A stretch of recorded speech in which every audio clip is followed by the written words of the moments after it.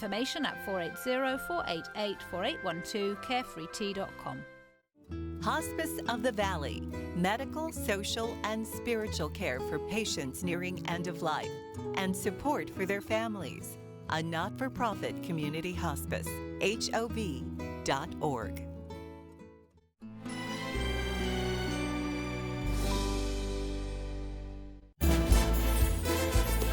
Pablo returns to public television to celebrate his life's work.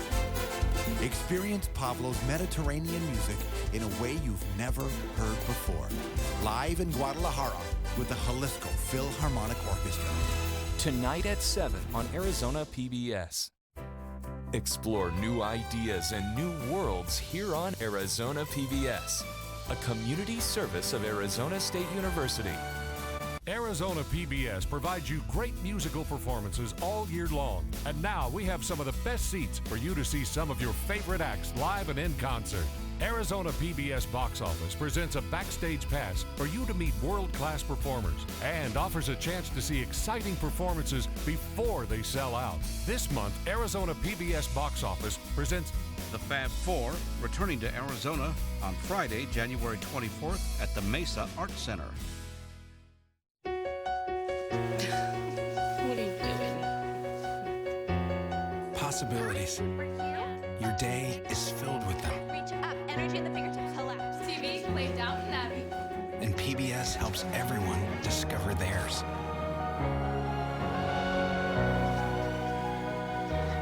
Anytime, anywhere. Up in the sky, you can see it. PBS, we're with you for life. Arizona PBS celebrates a moment in time, made possible by Whitfield Nursery. The Desert Botanical Garden is a Phoenix oasis. Since 1939, the garden has blossomed into 140 acres, showcasing over 50,000 different plant life, including some rare and endangered species. Coming soon to Arizona PBS. From the Mother Church of Country Music, join Ken Burns for an unforgettable celebration of the history of country music with performances by some of its greatest artists. Country Music Live at the Ryman, celebrating the film by Ken Burns. Thursday night at 8:30 on Arizona PBS. Washington Week is an island of civil discourse in a chaotic media environment. On Friday nights, we gather the best reporters in the nation and have a conversation that's about informing the American people. Washington Week. All new Friday night at 7 on Arizona PBS. From the Cronkite Studios in downtown Phoenix, this is Cronkite News. Drama on Capitol Hill today as the House Judiciary Committee kicks off its public impeachment hearings with testimony for and against President Trump. Plus, rethinking education. See what is and isn't being done to help Latino students succeed in Arizona schools. And rain or shine, I'm tracking the wintry weather as we inch closer to the weekend. Cronkite News starts now. Our top story tonight, the Trump impeachment saga, as the House Judiciary Committee holds its first ever public hearings. Good evening, I'm Madison LaBerge. And I'm Daria Yasmin. Thank you for joining us. The hearings come after the House committees adopted a nearly 300-page report yesterday, accusing President Trump of abusing his office and endangering national security. Today, the House Judiciary Committee took the reins with 4 legal scholars, 3 of whom were invited by the Democrats, testifying on Capitol Hill. This comes just one day after the House Intelligence Committee, led by California Congressman Adam Schiff, made their impeachment investigation report public. This is precisely the misconduct that the framers created a constitution, including impeachment, to protect against. The witness took jabs at key Republican talking points, including the argument that withholding from Ukraine does not amount to an impeachable offense because it was ultimately released. But Professor Jonathan Turley stood out as a clear defender of President Trump. Impeachments have to be based on proof, not presumptions. That's the problem when you move towards impeachment on this abbreviated schedule. 3 Arizona lawmakers were also on hand as the House Judiciary Committee began its impeachment hearings. Democrat Greg Stanton and Republicans Debbie Lesko and Andy Biggs are members of the committee. Heather Cumberledge in our Washington bureau tried to track them down during breaks in the hearing to get their take on the proceedings. In 8 hours of testimony so far, Democrats have hit hard on what they call President Donald Trump's abuse of office and obstruction of justice, while Republicans repeatedly said nothing rises to the level of impeachment. And after 8 hours, there appears to be little room for agreement. This continues to be a very partisan process. You've seen it in the past. You see it again today.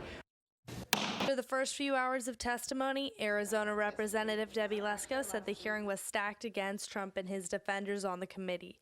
She said Republicans were not given equal speaking time and were quickly shut down by Chairman Jerry Nadler when they tried to talk. In his opening statement, Nadler chose to focus on the historic magnitude of the proceedings. Never before in the history of the Republic have we been forced to consider the conduct of a president who appears to have solicited personal political favors from a foreign government. Never before has a president engaged in a course of conduct that included all of the acts that most concerned the framers. Democrats repeatedly invoked the Constitution, and today's hearing focused on 4 constitutional lawyers, one of whom, Democratic witness Noah Feldman, said there is enough information for lawmakers to make an informed decision. On the basis of the testimony and the evidence before the House, President Trump has committed impeachable high crimes and misdemeanors. But Jonathan Turley, the sole lawyer called by Republicans, said there is no crime that rises up to the level of impeachment. I'm concerned about lowering impeachment standards to fit a paucity of evidence and an abundance of anger. Lesko said she does not think today's hearing changed many minds on the committee or among the public.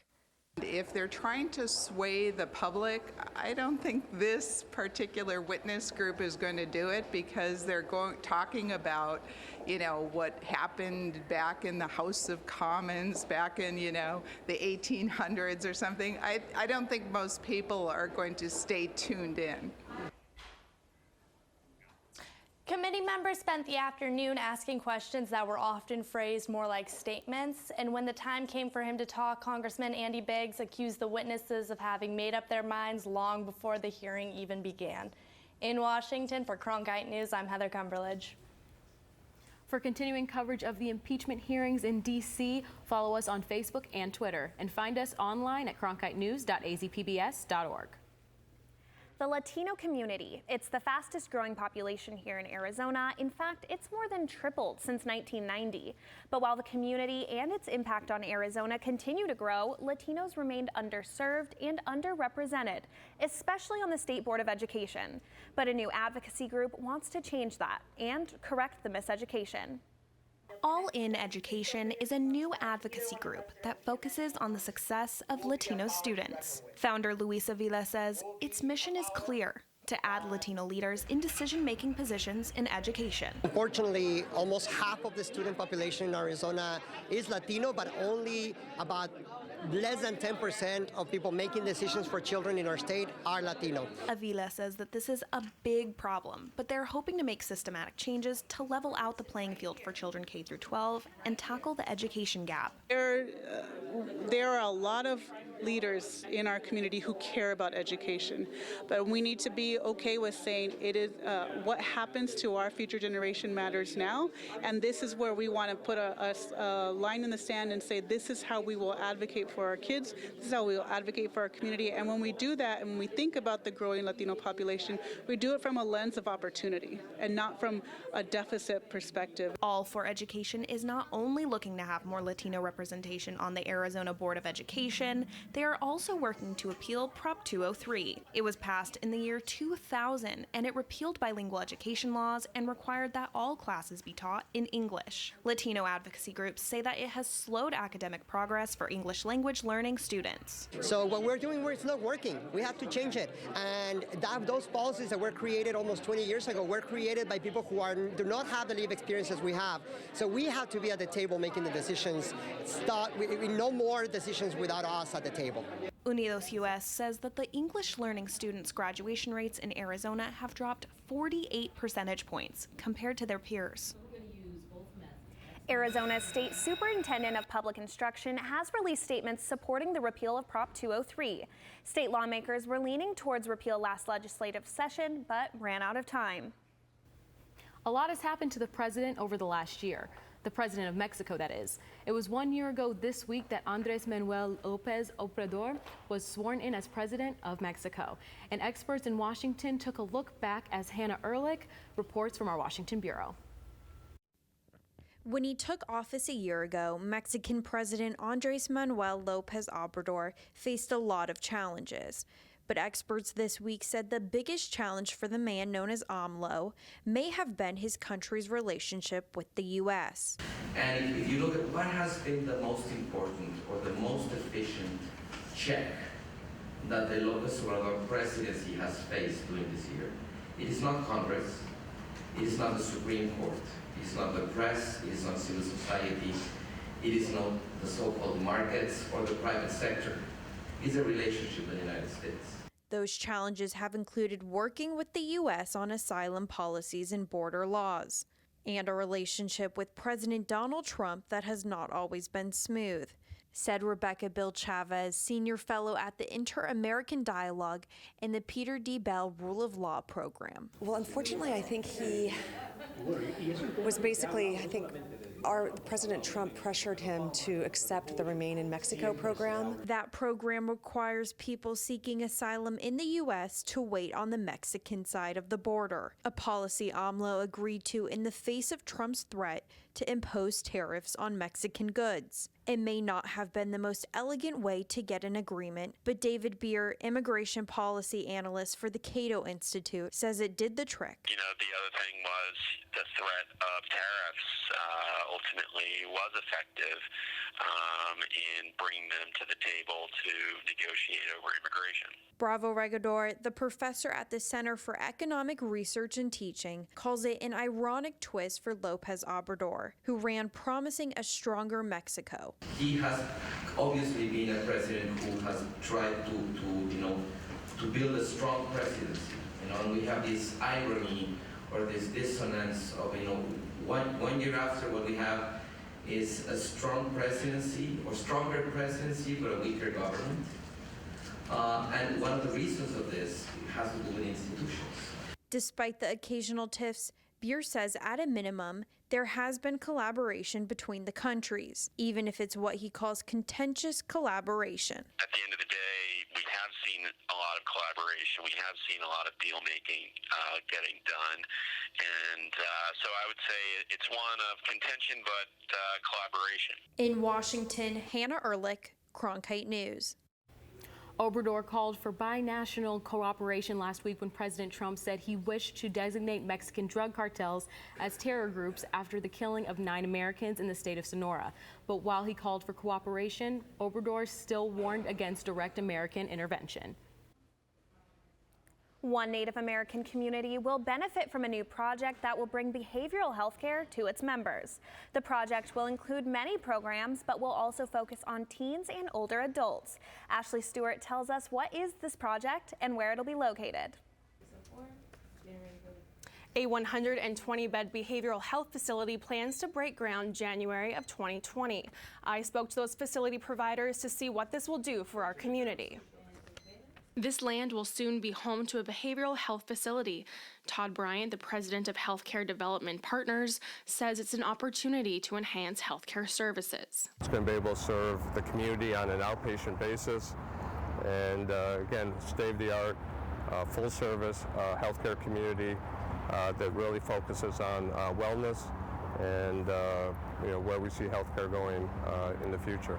With the facility spanning over 43 acres, Bryant says the location of the Salt River Pima Maricopa Indian community will provide the care and access the community and surrounding areas need. The plan is to do care anywhere from adolescent up to geriatric and to take care of both medically ill patients with drug and alcohol problems, but also people with straight up behavioral health problems. According to a study by Minority Health, over 61% of Native Americans over 18 years old received treatment for depression in 2018. They're getting taken care of, but now they'll be able to go to a place where they can actually get the care they need in a more therapeutic environment. Honor Health and Universal Health Services have partnered to address the growing and unmet need for accessible care by providing a full continuum of behavioral health programs and services. When you have someone who's medically ill and they're not getting their psych needs taken care of, they don't take their medicines, they don't follow up for care, so getting both things fixed actually lowers the cost of care. Silver says the community is excited about the facility and looks forward to filling the gaps in behavioral health. An opportunity for us to really change the flavor of the community if we can help these folks. It's a sore need. It's not just in our area, it's across the entire state. The facility plans to be completed by early 2021. Treatment options will include intensive outpatient and partial hospitalization. Live in the control room, Ashley Stewart, Cronkite News. Hydroelectric dam is on track to debut in the Little Colorado River. But the Hopi tribe is stepping in to try and stop the dam from being built. Find out why they say the dam could cause long-term issues in the area. And rain chances back on the rise here in the valley as Flagstaff transforms into a winter wonderland. After the break, the days you should pack an umbrella and bundle up.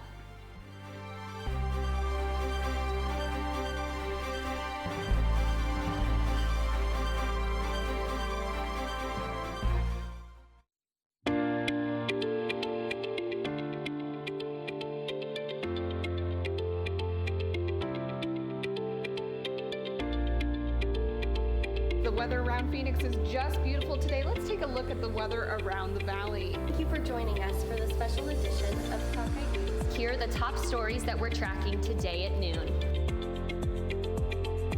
Some of the best players for their program. Cronkite Noticias is the Spanish-speaking division of Cronkite News, covering topics such as economics, education, sustainability, immigration, and border relations. Cronkite Noticias strives to serve the Spanish-speaking community in Arizona. Under the guidance of prominent Spanish-speaking professionals, students at the Walter Cronkite School of Journalism develop content for our broadcast partner, Univision, as well as on Facebook and Twitter. Explore Cronkite Noticias at cronkitenoticias.azpbs.org.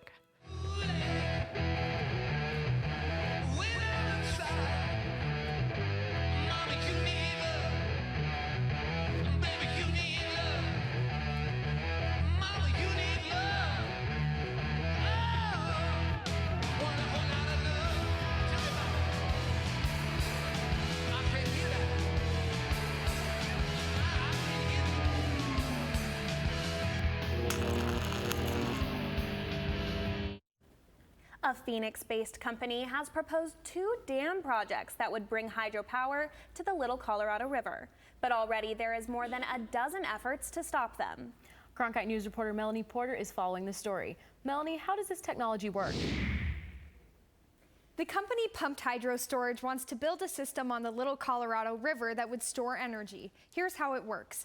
There would be 2 large reservoirs and 2 dams, both at extremely different elevations. The more drastic the difference in elevations, the better.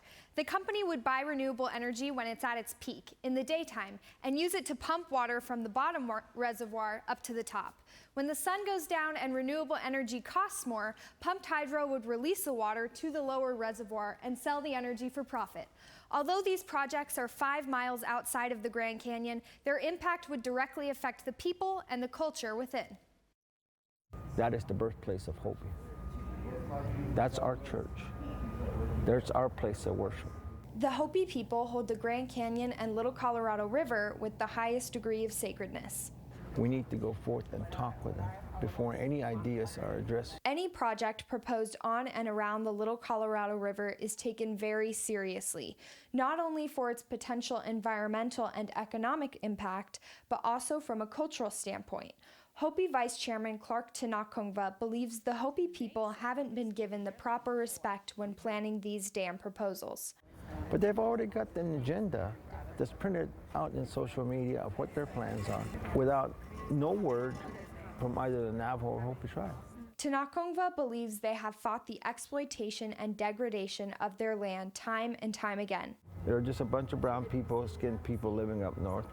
It won't hurt us in any way.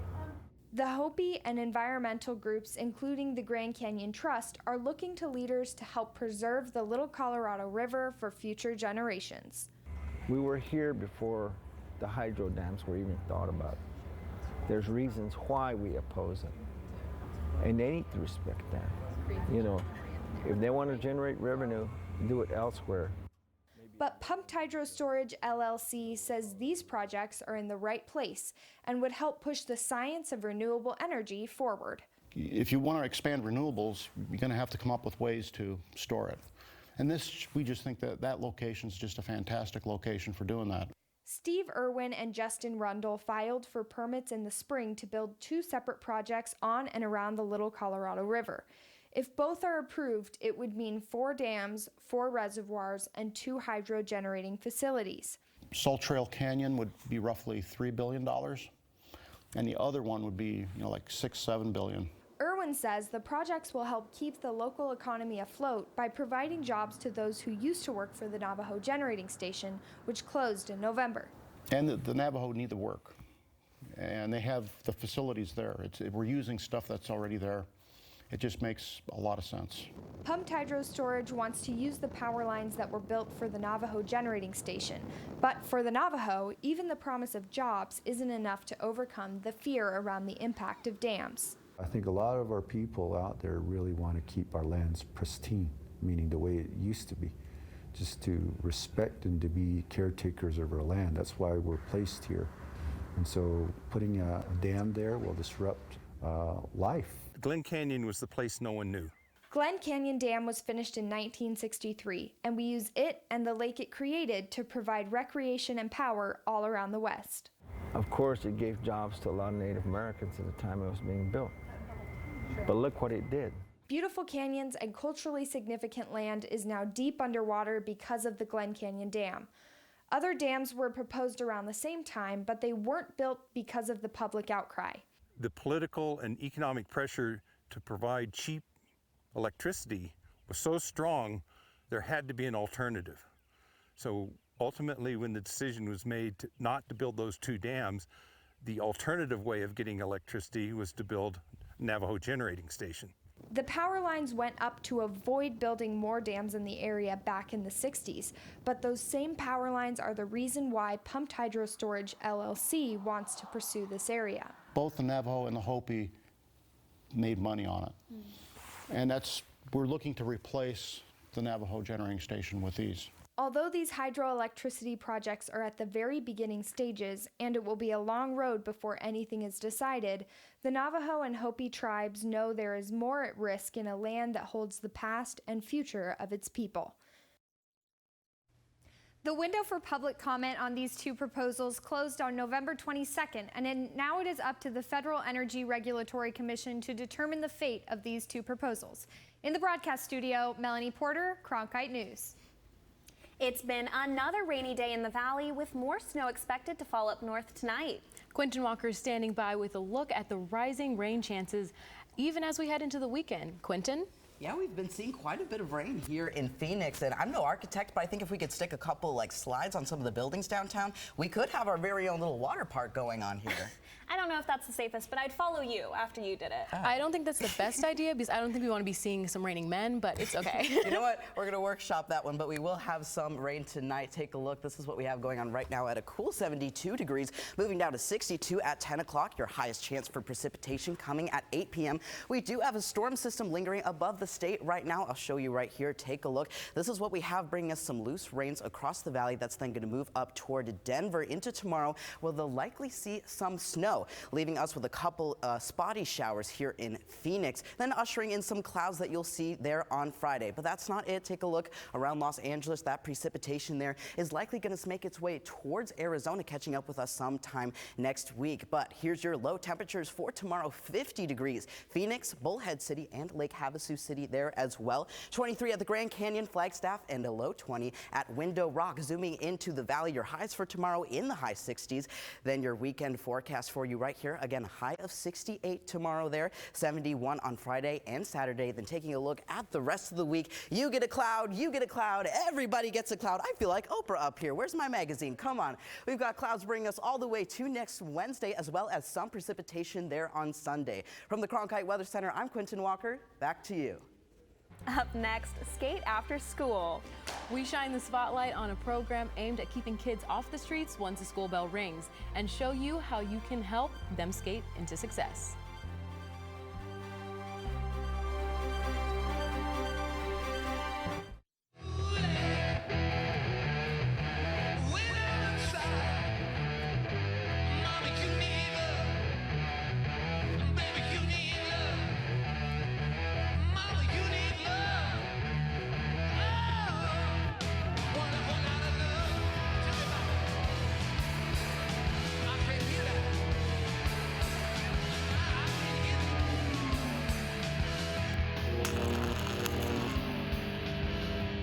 By the year 2050, there will be more plastic in the ocean than fish. Before Professor Halden, I had an insane amount of passion, but I almost felt helpless because I didn't know how to use it. Professor Halden gave me a chance to make a difference. Being at a place like ASU allows you to take these big leaps. Ultimately, the biggest problems in the world cannot be solved alone. On the next Arizona Horizon, coverage and analysis of the House Judiciary Committee's opening round of impeachment hearings. And we'll look at concerns over mental health services in the criminal justice system. It's on the next Arizona Horizon. I'm Judy Woodruff. Tonight on the NewsHour, the U.S. House Intelligence Committee lays out the case for impeaching President Trump. Coming up after Cronkite News and Arizona Horizon on Arizona PBS. Roughly 214,000 students are left unsupervised once their school day is done. After-school programs can give these kids the supervision they need and the opportunity to learn something new. Cronkite News reporter Rio Painter is joining us now. She paid a visit to one after-school program called Skate After School to see what they're doing for students and how you might be able to help. With over 240 students each week, Skate After School is teaching kids how to skateboard and how to be a good person all around. And some donations might be just what they need to help out the kids they serve just a little bit more. You all right? Yeah. Skate After School started off as a small community project in 2012. It quickly grew and became a non-profit organization that provides after-school care to underserved schools in the Phoenix area. Co-founder and program director Timothy Ward has been part of the program since the beginning. And we use donated gear, helmets, wrist guards, skateboards, and ramps to do an after-school program with kids, teach them how to skate in a safe and productive and fun environment. Each week, Timothy visits the schools that host the after-school program with a group of trained volunteers. Ben Bravenick is in his third year as a volunteer with the program. Skate After School, it develops all of the greatest parts about skateboarding, where we have a really good sense of community, and the kids learn a lot of great values through it. 3 years ago, the program began a partnership with Cowtown Skateboards to start the Skateboard Angel program. Skateboard Angel program is a program that we do with Cowtown Skateboards, which allows people from the community to buy a brand new complete skateboard at a discounted rate for one of the kids in our program. For students to be part of the Skateboard Angel program, they need to be enrolled in the after-school program. While in the program, they fill out a slip of paper with their name and turn it into the director. From there, people from all across the state are able to donate boards. The goal is for each child in the program to have their own skateboard before school's release for winter break. Those who want more information about the Skateboard Angel program can visit skateafterschool.org or contact any of the 4 Cowtown Skateboard Shop locations. That's it for Cronkite News tonight. Thank you for joining us. For top Arizona stories anytime, go to cronkitenews.azpbs.org. Take care and have a great night.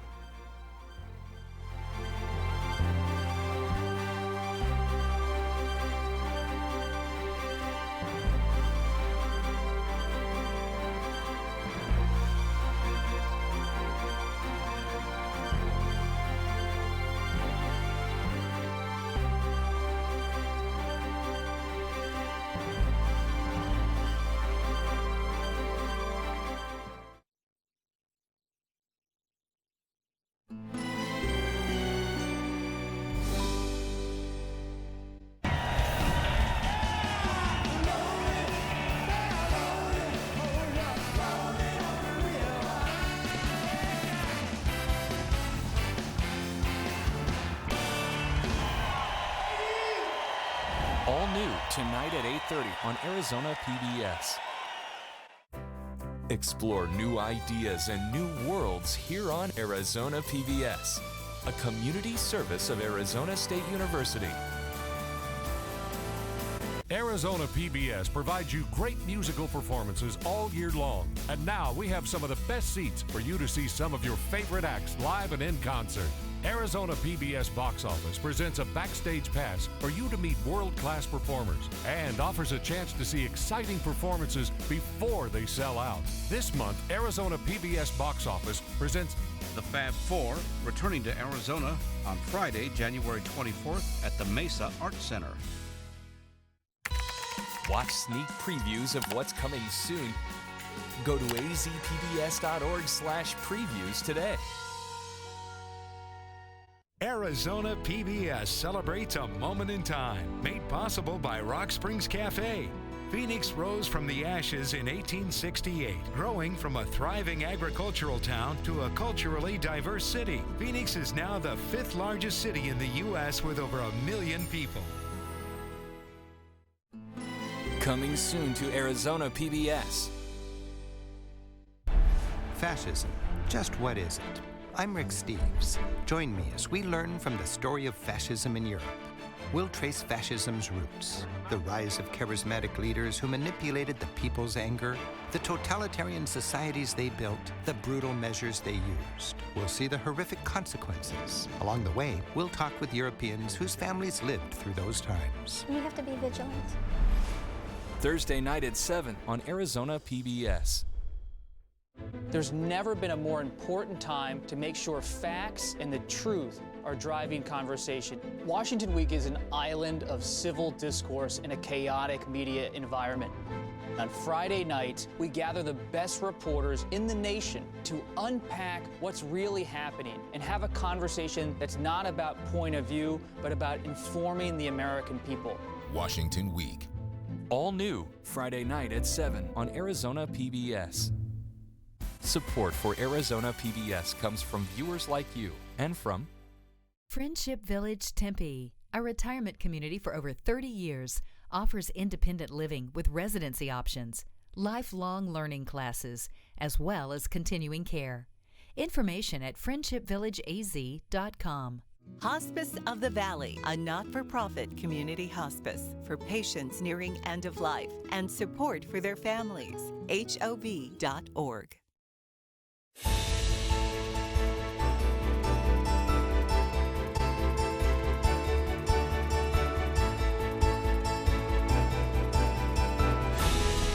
Coming up next on Arizona Horizon, the House impeachment investigation moves to public hearings in the Judiciary Committee.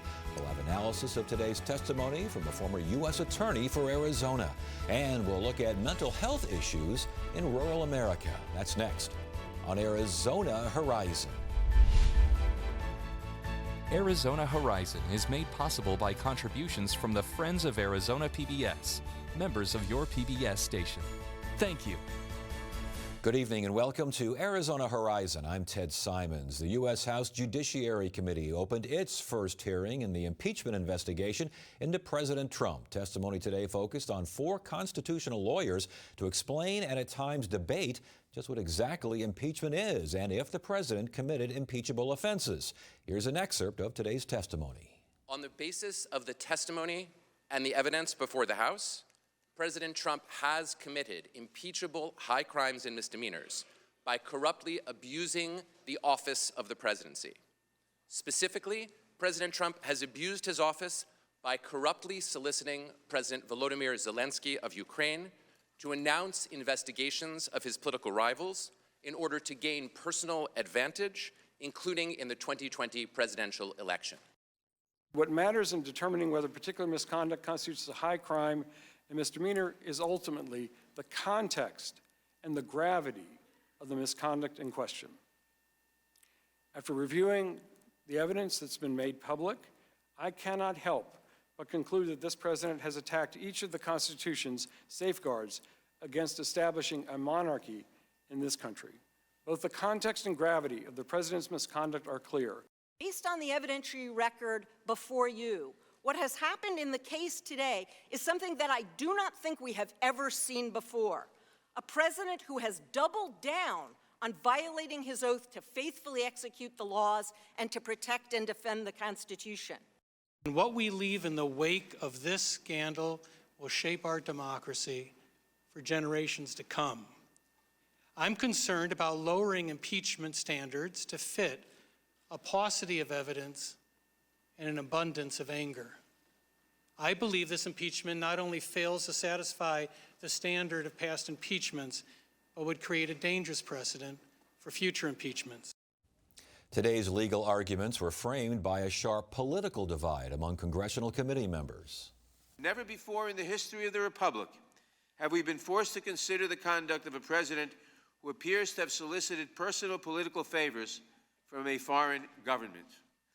Never before has a president engaged in a course of conduct that included all of the acts that most concerned the framers. The patriots who founded our country were not fearful men. They fought a war. They witnessed terrible violence. They overthrew a king. But as they met to frame our Constitution, those patriots still feared one threat above all: foreign interference in our elections. What's interesting is that the chairman talked a lot about the founders from the quotes, and again, this is why we have the hearing, about the founders being concerned about foreign influence. But what he also didn't quote was the founders being really, really concerned about political impeachment, because you just don't like the guy. You haven't liked him since November of 2016. The chairman has talked about impeachment since last year when he was elected chairman, 2 years ago, on November 17th, before he's even sworn in as chairman. So don't tell me this is about new evidence and new things and new stuff. We may have a new hearing room, we may have new mics, and we may have chairs that aren't comfortable, but this is nothing new, folks. This is sad. Arizona's congressional representation on the committee was equally divided. This is a partisan impeachment, and it is tearing the country apart. I take this all to mean that Chairman Nadler, along with the rest of the Democratic caucus, is prepared to continue these entirely partisan, unfair proceedings and traumatize the American people, all for a political purpose.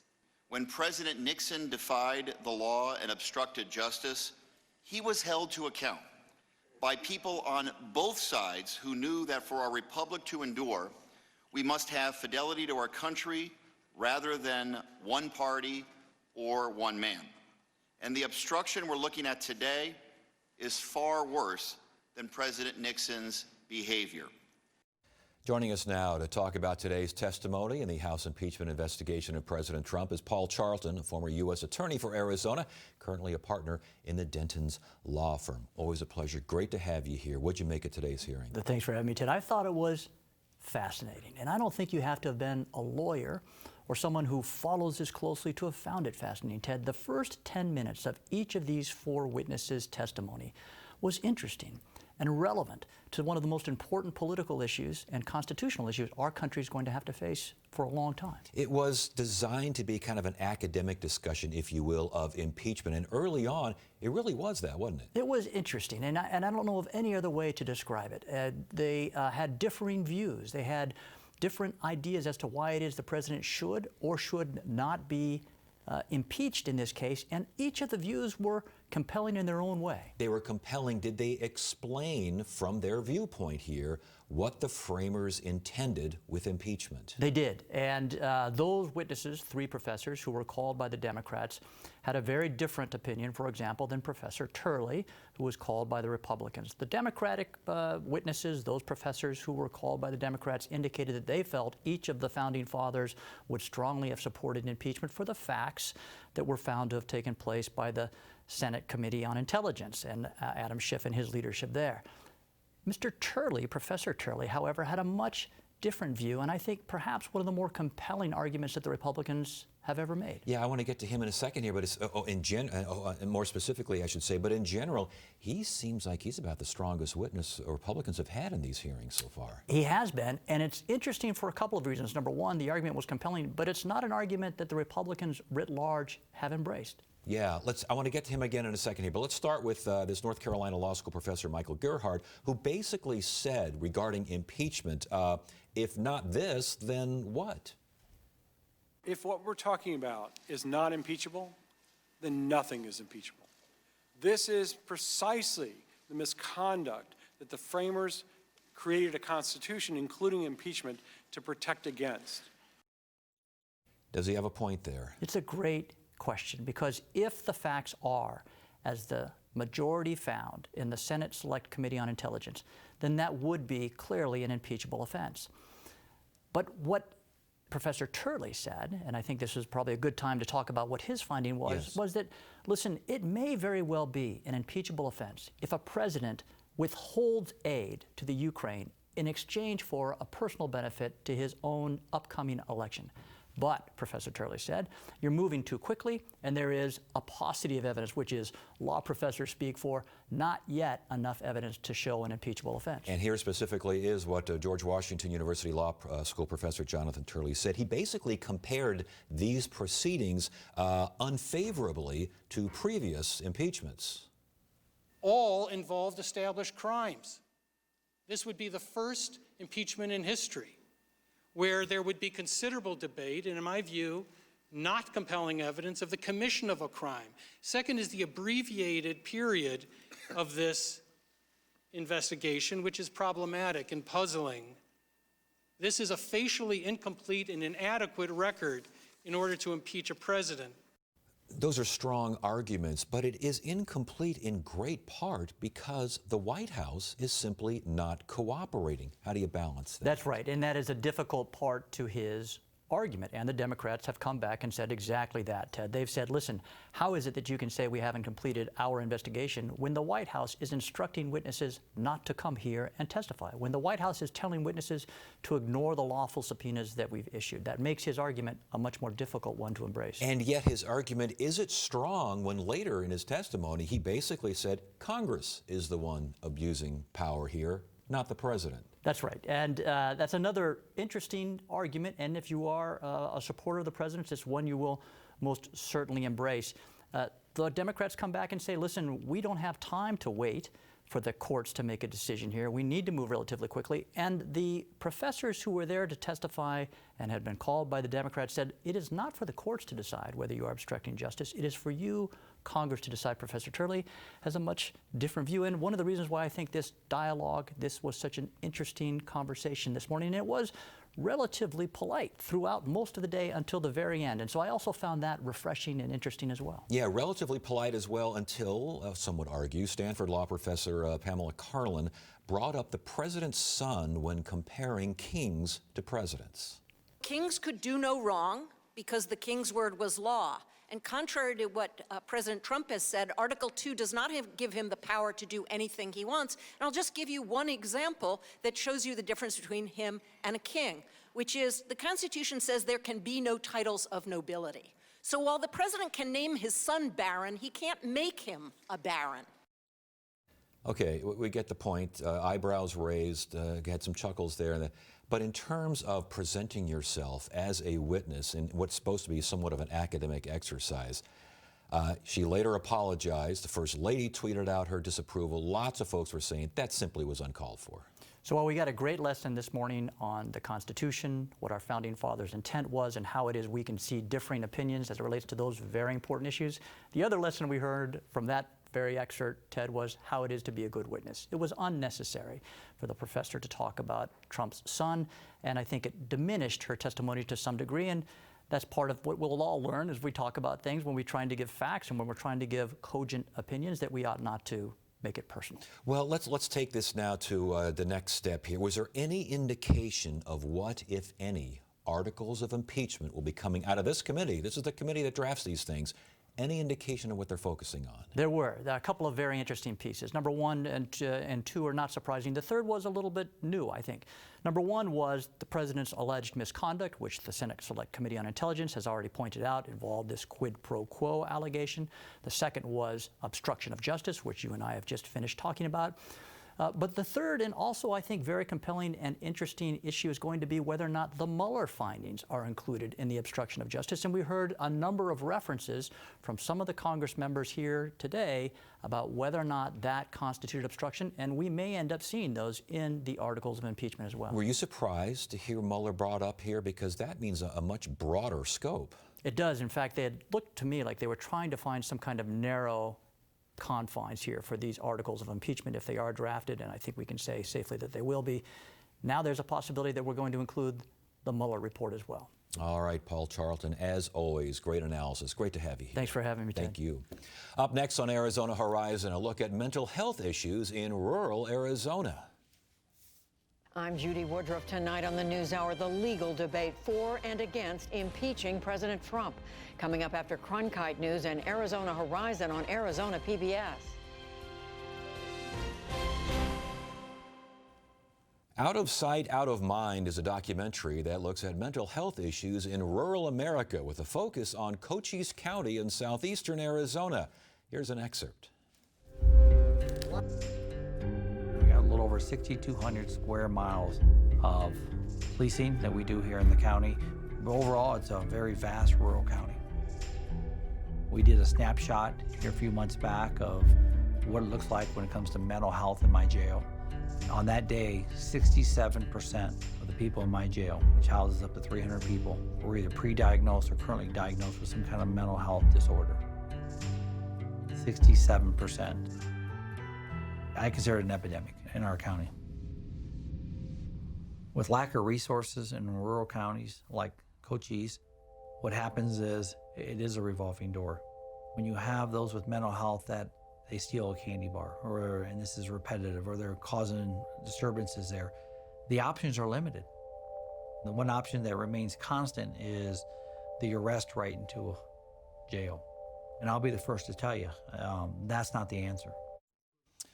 That documentary was produced by Independent Lens Stories for Justice, part of a collaboration with the Arizona Center for Investigative Reporting. And among those investigative reporters is Terry Green Sterling, who joins us now. Good to see you again. It's great to see you as well. Shortage, boy, that sounds like when it comes to criminal justice and when it comes to the jails down there in Cochise County and in all of rural Arizona, this is tough stuff.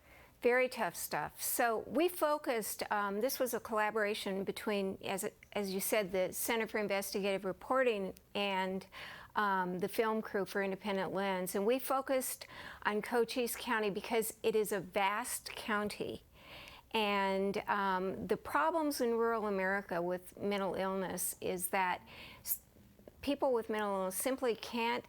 Services are available, but it's very difficult to access them.